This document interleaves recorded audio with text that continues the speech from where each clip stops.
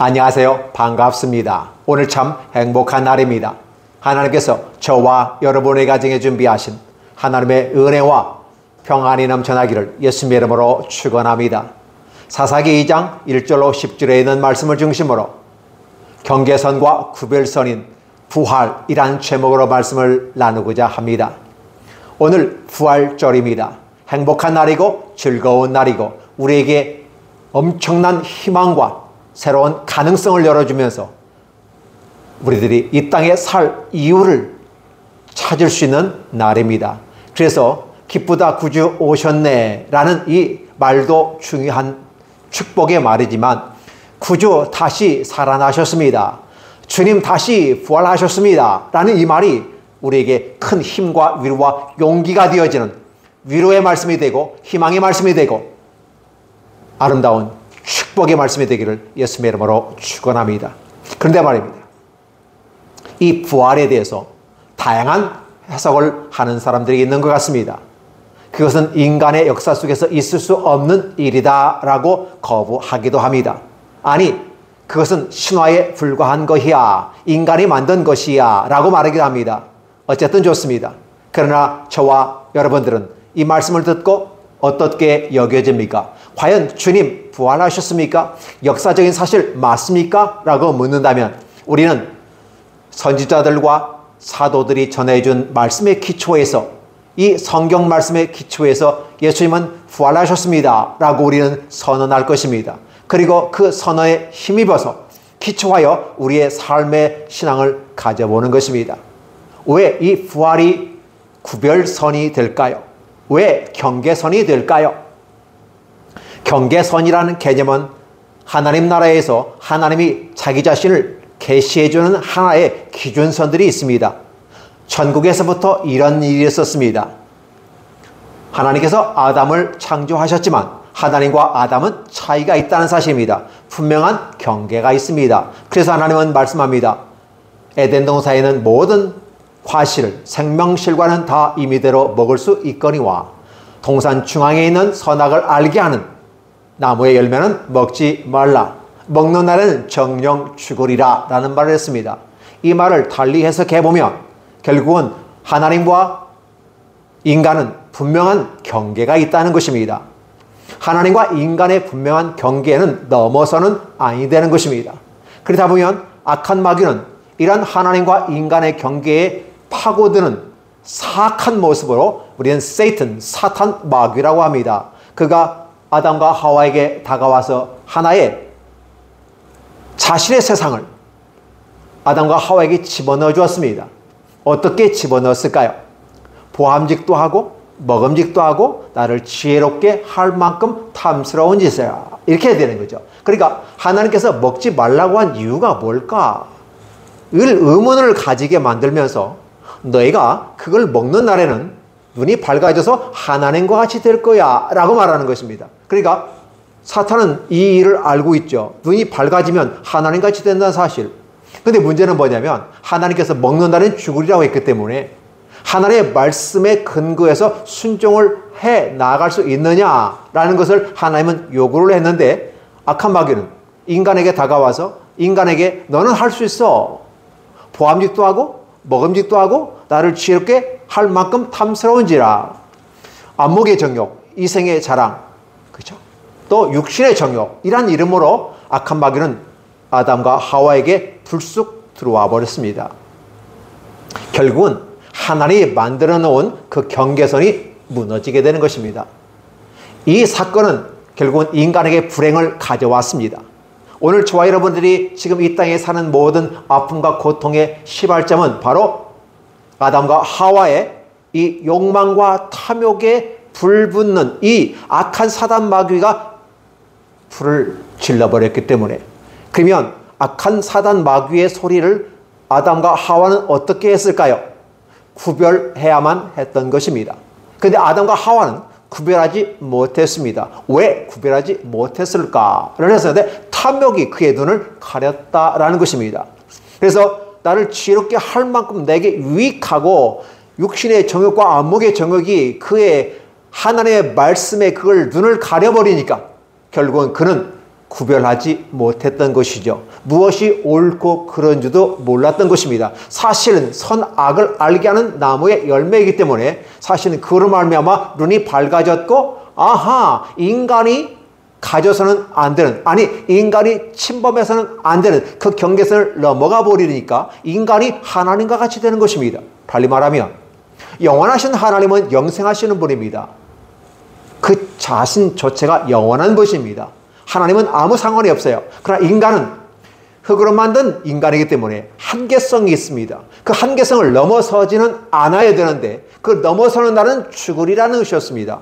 그래서 흙으로 왔으니 흙으로 돌아가라라는 형벌이 떨어지게 되는 것이죠.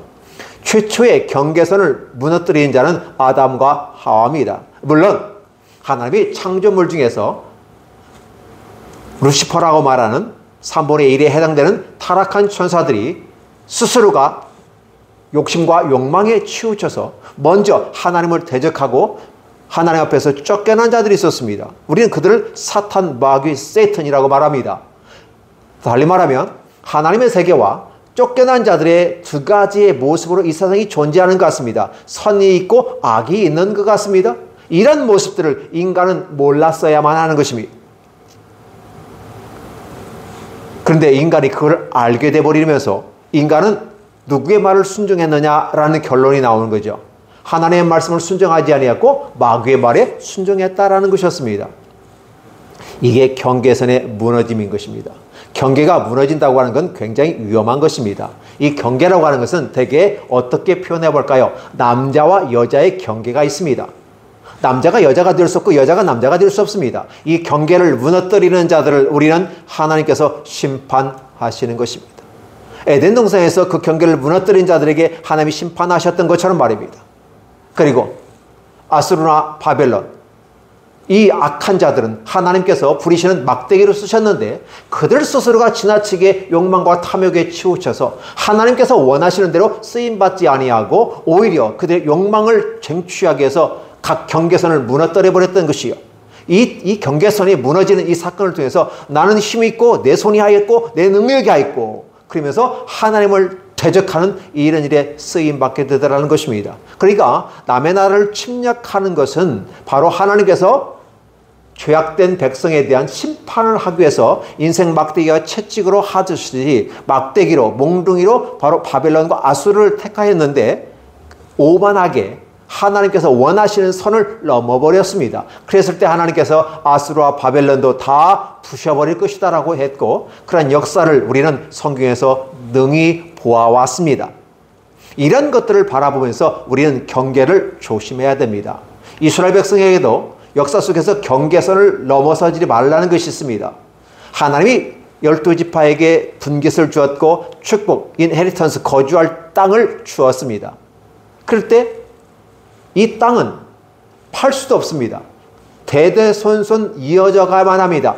그런데 그 땅을 지경을 옮겨버리려는, 경계선을 옮겨버리는 악한 일을 하려고 했던 자가 아합 왕이었다는 사실을 기억해 주시고 그 아합 왕이 그 일을 못하니까 결국은 이세벨이 나타나서 라바를 죽이면서 그 땅을 다 차지해버렸던 것을 볼 수 있습니다.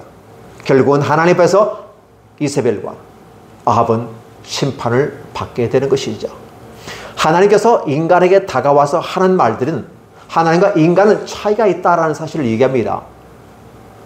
그래서 경계선이 있다는 걸 얘기하는 것입니다. 하나님은 하나님이고 인간은 인간이다라는 거예요.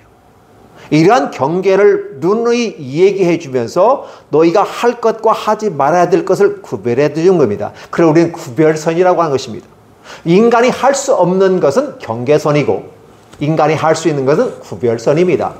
에덴 동산을 만든 것은 하나님이십니다. 각종 모든 실과를 만들고 생명수를 만든 것도 하나님이십니다. 아담과 하와가 만들지 않았습니다. 그것은 하나님의 전적인 권능이고 주권이란 사실입니다. 이런 것들을 인간이 넘어서서는 안 되는 것이죠. 그래서 경계는 우리가 심히 조심스럽게 여겨야 됩니다. 이건 하나님을 대적하는 일입니다. 그래서 이스라엘과 함께 그들을 애굽 땅에서 이끌어 내어오셨을 때 하나님은 나는 너의 하나님이 되고 너희는 내 자녀가 될 것이다 라고 말하며 나는 너희의 남편이 되고 너는 내 아내가 될 것이다 라는 말을 하면서 훈련들을 시키면서 그 경계선들을 만들어 놓으셨어요. 십계명이란 경계선도 주셨습니다. 그러면서 때로는 이 십계명은 인간이 할 수 있는 거기 때문에 구별선도 함께 주셨습니다. 여호와 하나님을 섬겨라. 나 외에 다른 신을 섬기지 말라. 만들지 말고 섬기지 말고, 그렇죠. 이런 것들을 하면서 분명히 우상숭배가 하나님 앞에서 악한 것임을 얘기했고, 그 우상숭배의 또 다른 모습 가운데 하나님의 이름을 망령되이 일컬는 일들을 하지 말라라고 하면서, 그렇다면 할 수 있는 것은 오직 안식일을 지키면서 그 하나님의 아름다운 세계를 찬양하면서 경계선을 유지하라라는 것이었습니다. 그래서 인간과 하나님의 사이에는 반드시 그 경계를 지켜나가야만 합니다. 부부와 속에서 남편과 아내가 경계가 있습니다. 근데 이런 말들을 이 현대 사회 속에서 얘기하면 아마도 거부할 것입니다. 남편과 아내의 경계가 어디 있어? 그렇죠? 예전에는 남편이 입는 옷 아내가 못 입게 했습니다. 왜 그랬을까요? 바로 그런 경계선을 넘지 말라는 것입니다. 그러나 21세기가 오면서, 아니 21세기 그 전부터라도 박스 형태, 유닛이라고 해가지고 남녀 구별 없이 입는 것들이 많이 생겼습니다. 실용적인 의미에서 우리에게 다가왔지만 우리의 정신만큼은 구별되어야만 합니다. 아니, 경계선 유지되어야만 합니다. 이렇게 하나님께서 그 경계선이라고 하는 부분은 분명하게 있습니다. 그런데 그것은 하나님의 영역이라는 사실을 얘기하고, 그렇다 보면 우리는 그 경계선을 가지고 언저리에서 무엇을 할 것이냐, 그것은 구별해야 된다는 사실입니다. 내가 하나님께서 내게 주신 이 수많은 생명실과가 있고 선악을 알게 하는 나무가 있고 동산 중앙에서 동서남북으로 흐르는 생명수가 흐르고 있는 이러한 시점에서 내가 무엇을 하고 무엇을 하지 말 것인가 라고 하는 구별은 대단히 중요한 것입니다.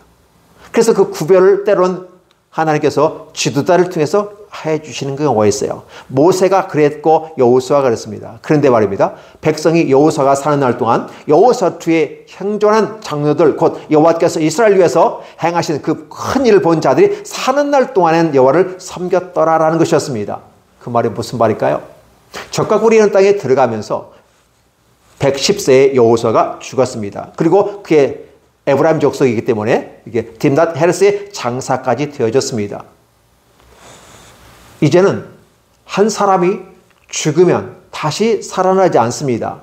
결국은 우리들의 마음속에 저번 주 설교에 이런 말씀을 드렸습니다. 왜 여호수아는 후계자를 세우지 않고 혼자서 죽었는가라는 부분을 했을 때, 여호수아와 같은 지도자는 이제는 각 지파에서 일어나야 되고 각자의 마음속에 지파별로 각 가문별로 이제 그 믿음의 지도자들로서 붓거리 쓰고 그 마음에 여호수아가 하나님을 섬겼던 것처럼 그들도 하나님을 섬겨야 된다는 것이었습니다. 그런데 적과 꿀이는 축복의 땅에 들어왔은 그들은 그리하지 못했다라는 것입니다.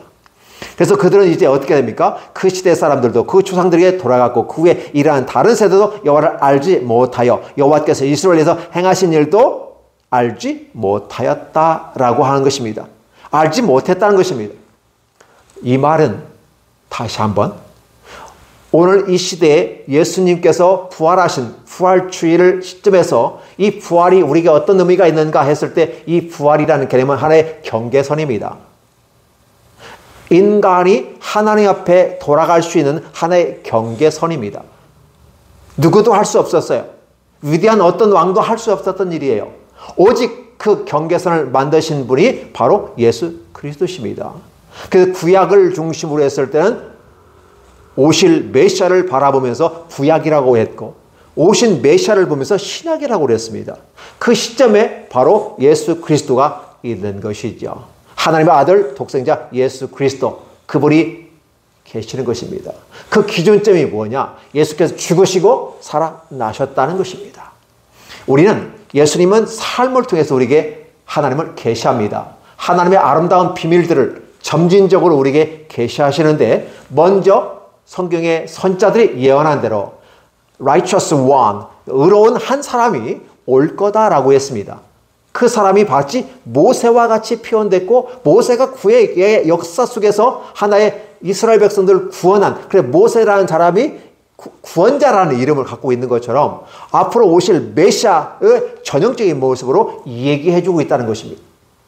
그 righteous one이 하나의 의로운 사람이 올 건데 그게 누구다? 바로 메시아였다. 그래서 우리는 성탄절을 맞이하면서 기쁘다 구주 오셨네를 외치는 것입니다.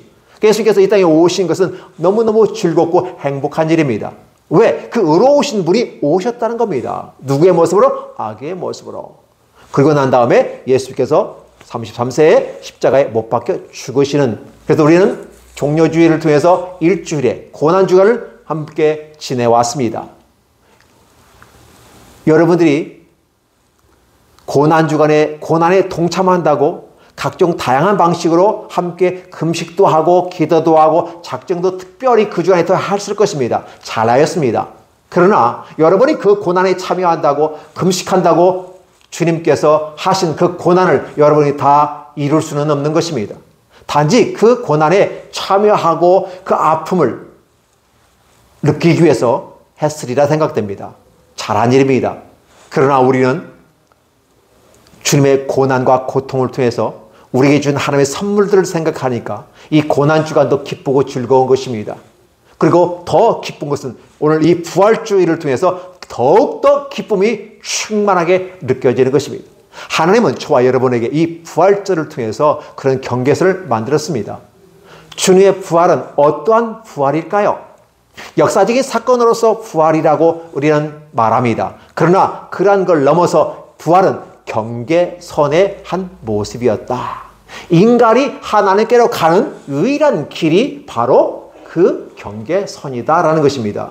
그래서 하나님께로 가는 그 길을 만드신 일이 없고 주신 일도 없고 그 이름조차도 없는데 바로 메시아를 통해서 주셨다. 바로 예수 그리스도가 하나님께로 가는 구원의 길이다라는 것입니다. 그게 부활이라는 개념은 모든 사람이 죽는 건 분명한 사실인데 유일하게 새롭게 부활의 길을 만들어 놓으신 분이고 죽었다가 살아남음으로써 모든 인간에게 희망을 주는 하나의 경계선인데 이 경계선은 인간이 넘을 수가 없다라는 것입니다. 그래서 우리 믿음의 사람들은 어디까지 가야 될까? 예수 그리스도의 장성한 분량에까지 우리는 성장해 가는 과정을 우리는 성화라고 말합니다. 그래서 예수께서 오시는 그 모습, 우리가 예수 그리스도가 될 수는 없는 거 아니겠습니까? 그러나 예수님 같이 예수님의 장성한 분량에까지 도달하려는 그런 우리의 노력과 수고를 통해서 보다 더 아름다운 또 다른 예수님, 또 작은 예수가 되어져서 이 땅에 아름다운 희망을 선사했던 예수 그리스도처럼 우리가 그런 삶을 살아가야만 하는 것입니다. 그런데 말입니다. 우리가 할 수 있는 것은 그 성화까지입니다. 우리가 할 수 있는 것은 거기까지입니다. 예수님의 그 경계선은 무엇일까? 바로 이 성화에서 영화로 넘어감으로써 하나님께로 가는 새로운 길이 열려지는 것입니다. 따라서 우리가 천국에 가는 것은 우리가 돈으로도 못 가고 착한 행실로도 못 가고 헌금을 많이 한다고 해서도 못 가고 성지순례 간다고 해서 되는 일이 아니란 사실입니다. 오직 그 경계선은 누구다? 예수 그리스도. 그분은 메시아요. 하나님이 보내신 자로서 우리를 하나님께로 넘겨주시는 분인데 넘겨주시는 그 패스하는 그 길이 바로 그래서 패스오버란 6월절이란 말을 쓰게 되는 것이죠. 하나님께로 넘어가 버리는 것입니다. 그게 부활입니다. 죽으시고 살아남으로써 죽었던 자가 살아남으로써 새로운 길을 열어놓고 구원의 길을 만들어 놨습니다. 아담과 하와는 구별하지 못했습니다. 경계선을 구별하지 못했습니다. 그 언저리에서 있으면서 오히려 욕심에 가리워서 그 경계선을 구별하지 못했고 아예 구별선 자체, 아예 선택권까지도 포기해버렸죠. 어떤 걸 통해서? 욕망을 통해서. 그래서 첫사람 아담은 실패했다라는 말을 쓰게 되면서 두 번째 아담은 예수 그리스도는 우리에게 길을 열어 주시는 것입니다. 첫사람 아담은 막힌 담이었습니다. 왜? 죄악으로 말미암아 불순종했고 하나님의 말씀에 순종하지 않았고 마귀의 말에 순종했습니다. 그 순종은 바로 스스로의 욕심과 욕망에 치우쳐서 사단을 따라가게 된 것이죠. 그래서 인간의 절망이었지만 앞으로 오신 예수 그리스도는 두 번째 아담 예수는 바로 저와 여러분에게 부활을 선물로 주시는 것입니다. 이 부활의 영적인 의미를 따지는 게 중요한 것이 아니라 이 부활은 곧 하나님께서 저와 여러분에게 새로운 길에 오직 하나님만이, 예수 그리스도만이 우리에게 생명의 길로 갈 수 있는 유일한 길이심을 보여주는 것입니다. 이 경계석을 넘어서는 자는 어떻게 될까요? 죽습니다. 누구든지 이 돌 위에 떨어지는 자는 부셔질 것이고, 이 경계석, 이 모퉁이들이 그 위에 떨어지면 가루로 변한다는 사실입니다. 이것이 그만큼 중요하다는 것입니다. 예수님 부활한 건 분명한 사실입니다. 그리고 우리에게 희망을 주는 건 사실이에요. 그러나 더 중요한 것은 예수님은 우리의 경계석이고 모퉁이 돌로서 이제 그 위에 서 있다라는 것입니다. 그래서 이제는 우리가 그 길을 우리의 힘과 우리의 능력으로 넘어서는 게 아니라 우리는 반석이신 예수 그리스도, 모퉁이 돌 되신 예수 그리스도 위에 우리가 믿음으로 건축해 나가면서 이런 모습 가운데 주님께서 우리를 패스 오버 시킨 것입니다. 하나님 나라로 넘겨주시는 것입니다. 예수님의 부활은 바로 그런 의미가 있습니다. 따라서 이 부활이 사실이냐 아니냐, 이걸 영적으로 해석하느냐, 인간의 산물이냐, 고안된 것이냐라고 다양한 방식으로 해석을 하는 것은 여러분의 자유이지만, 저는 성경의 말씀에 기초해서 분명한 하나님 나라로 가는 유일한 길임을 말씀하고 있다는 사실입니다. 이 부활절을 맞이하면서 예수님이 부활하신 이 날을 우리는 기념하는 것입니다. 단지 기념인 것입니다. 이미 예수님 부활하셨어요. 단지 예수님 부활했다는 걸 기념함으로써 보다 우리가 생각할 게 뭐냐는 거예요. 구원자이신 메시아 예수 그리스도 외에는 구원의 길이 없기 때문에 그분을 의지하고 그분과 함께 가야만 하는 것입니다. 인간이 약하고 부족한 것은 분명합니다. 인간은 독립되어 있습니다. 독립을 해야 됩니다. 그러나 의존적인 독립을 해야 됩니다.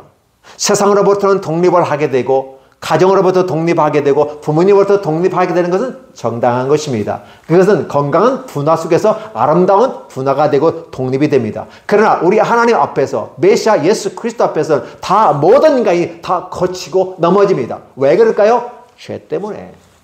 그 문제를 해결할 수 있는 방법은 없어요. 예수 그리스도의 죽으심과 부활로 말미암아 확증해버리는 것입니다. 따라서 오늘 저와 여러분들이 예수 그리스도 앞에서 거치는 자가 되지 아니하고 예수님과 함께 행복함으로 패스 오버 유월절로서의 하나님께로 나아가는 아름다운 구원의 역사가 있는 것입니다. 이 구원의 역사로 말미암아 이스라엘은 출애굽을 하게 되는 것이고 새로운 세계로 넘어오게 되는 것입니다. 애굽 땅에서 430년 노예 생활이 바로 패스 오버 유월절 행사로 말미암아 확 넘어와 버려서 광야의 길로 들어서게 되는 것입니다.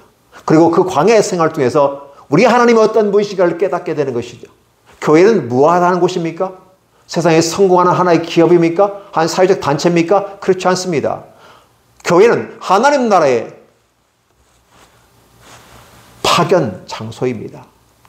하나님의 나라를 맛볼 수 있고 하나님께서 만들어주신 그 세계 속에서 그 경계를 인정하고 어떻게 하면 그 경계 언저리에서 하나님 앞에서 아름다운 구별을 하며 선악을 구별해 볼 수 있을까?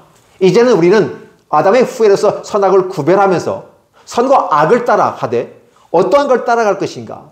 하나님의 나라 유익을 위해서 갈 것인가? 세상의 유익을 위해서 갈 것인가? 나의 욕망을 따라갈 것인가? 주께서 말하시는 그 말씀의 가치를 따라갈 것인가? 이런 부분 속에서 우리는 구별선에 서 있는 것이고 이 구별선에 서 있는 저와 여러분들은 바로 선택의 선에 서 있다라고 말하는 것입니다. 부활절은 저와 여러분에게 이렇게 위대하고 아름다운 선물인 것입니다. 그 누가 감히 우리 하나님의 독생자 예수 그리스도의 죽으시고 살아나신 이 사건에서 언급을 한단 말입니까?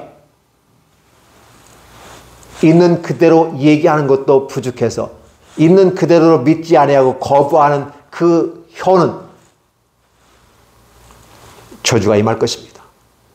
이것은 성경에 화 있을진저라는 말로서 주님께서 말씀하시는 것에 기초해서 말씀을 드리는 것입니다. 어떤 화가 있을 건지 인생 살아가면서 그 삶에 꼭 나타나야만 깨닫습니까? 아닙니다. 주어진 말씀을 듣고 그것을 내 몸에 내 삶에 드러나지 않아도 능히 그걸 믿고 받아들이는 것이 믿음인 것입니다. 그 부활이라는 개념은 바로 우리 주 예수 그리스도께서 어떻게 우리에게 보였는가를 보는 것입니다. 오늘 본문에서는 바로 이 적과 꿀이 흐르는 땅에 그들이 들어왔는데 언약을 맺지 말고 하나님 말씀에 순종하라고 가르쳐줌에도 불구하고 그들은 지키지 않았다고 얘기합니다. 어땠습니까? 그러다 보니까 그들의 삶에 뭐가 나타났습니까? 그들의 삶에 나타나는 것은 오히려 주님께서 처음에 내 그 땅을 차지하라, 그들을 쫓아내어라 라고 했을 때 그들은 그걸 순종을 했어야 되는데 순종까지 갖지 못한 거였습니다. 그러다 보니까 어떻게 됩니까? 이제는 하나님께서 쫓아내지 않겠다라고 말하는 것입니다.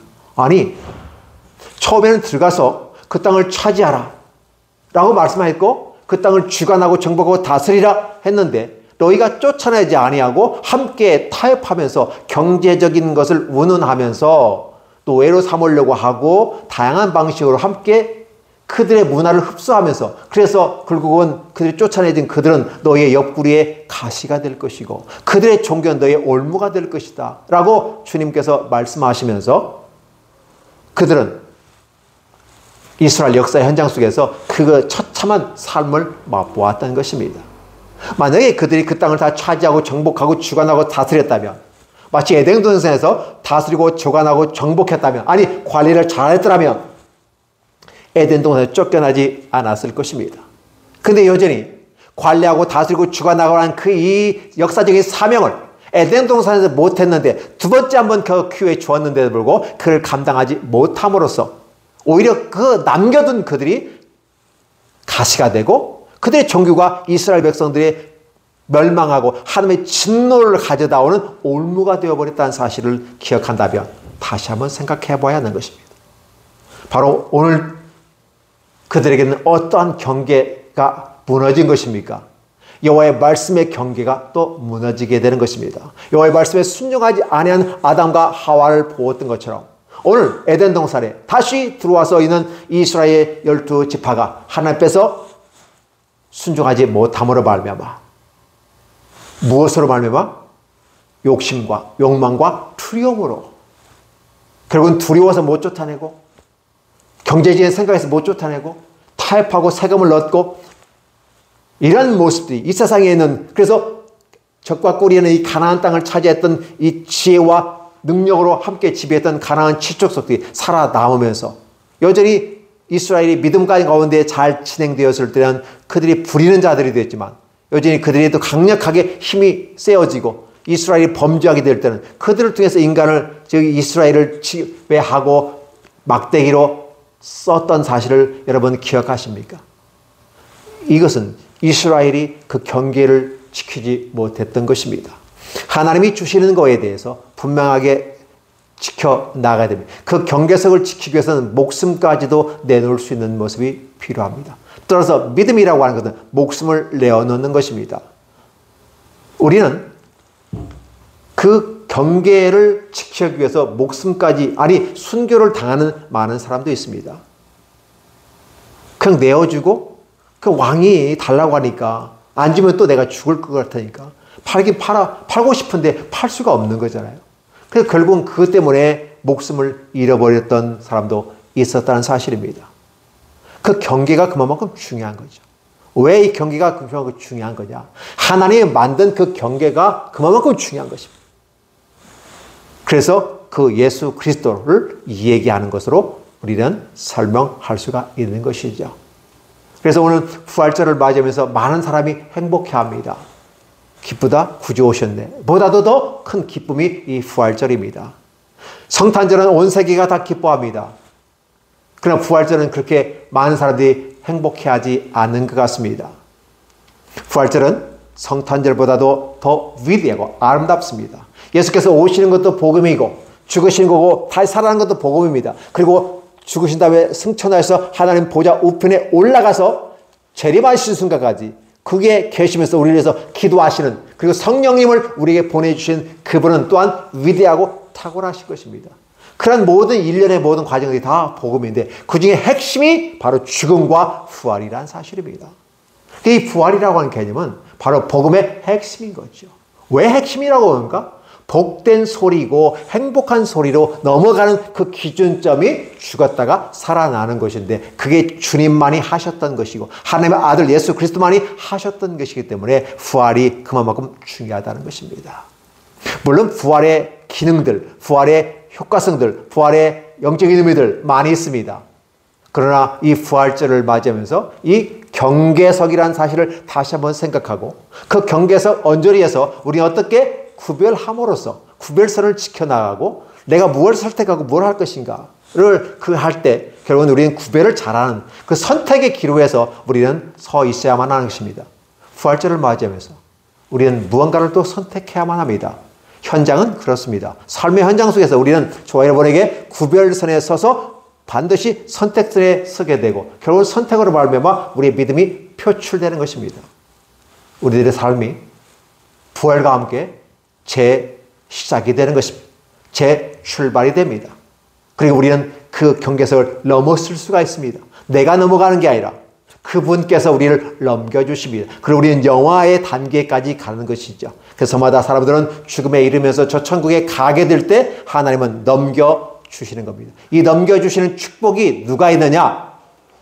말씀을 듣고 순종하는 자에게 있습니다. 이 순종하는 자는 성숙한 자입니다.